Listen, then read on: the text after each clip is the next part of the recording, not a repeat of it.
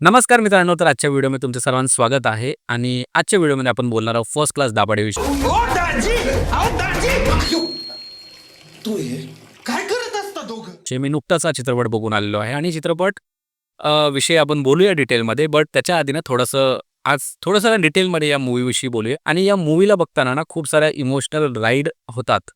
Literally emotional ride होतात. तर त्याच्याविषयी सविस्तर चर्चा करूया. बट त्याच्या आधी जर तुम्ही चॅनलला सबस्क्राईब नसेल केलं तर नक्की करा, बिकॉज आपण 5,000च्या खूप जवळ आहोत. तर सबस्क्राईब. तर मूव्ही बेस्ड आहे मोस्टली दाभाडे फॅमिलीवर. जे निवेदिता सराफ आहे आणि त्यांचे जे मिस्टर आहे, तर त्यांचे 3 मुलं असतात, म्हणजे क्षितिज ओक, अमय वाघ आणि सिद्धार्थ चांदेकर. ठीक आहे.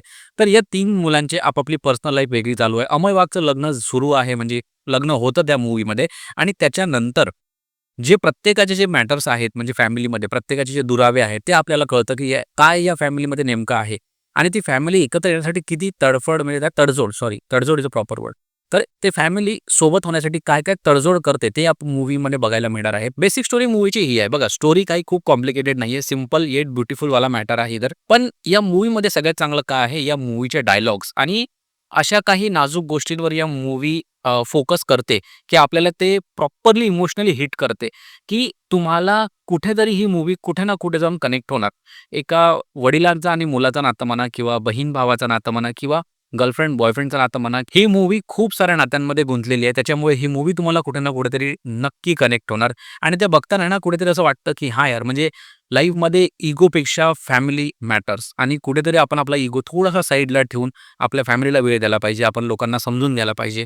इंटरनेटच्या काळात आजकाल एवढं इंटरनेट आपण स्क्रोल करतो, की आपली जी मेंटॅलिटी आहे ती आणि टेंडन्सी म्हणा, आपली सहनशक्ती ही खूप कमी झालेली आहे. बिकॉज आपला स्क्रीन टाईम वाढल्यामुळे काय झालंय ना, आपल्याला प्रत्येक गोष्टी इझिली अवेलेबल होत आहे. त्याच्यामुळे आपला स्क्रीन टाईम खूप जास्त वाढलाय. आणि त्याच्यामुळे नातेसंबंधामध्ये पण आपलं तेच होतं, की आपण प्रत्येक गोष्ट हे क्विक एक्स्पेक्ट करतो पुढच्याकडून. ठीक आहे. बट ते होत नाही. त्याच्यामध्ये थोडासा वेळ द्यावा लागतो. ते आपण देऊ शकत नाही. त्याच्यामुळे ना खूप सारे लोकं आपल्यापासून दुरावतात.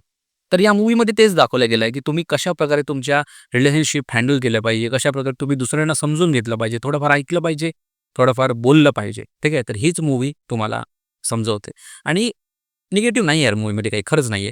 मी उगीच काहीतरी पोपापा करण्याच्या ह्याच्यात नाही बोलणार, की या मूव्हीमध्ये हे वाईट आहे, ते वाईट आहे. Review I don't think so, की प्रत्येक वेळेस रिव्ह्यूमध्ये काही निगेटिव्ह असलंच पाहिजे.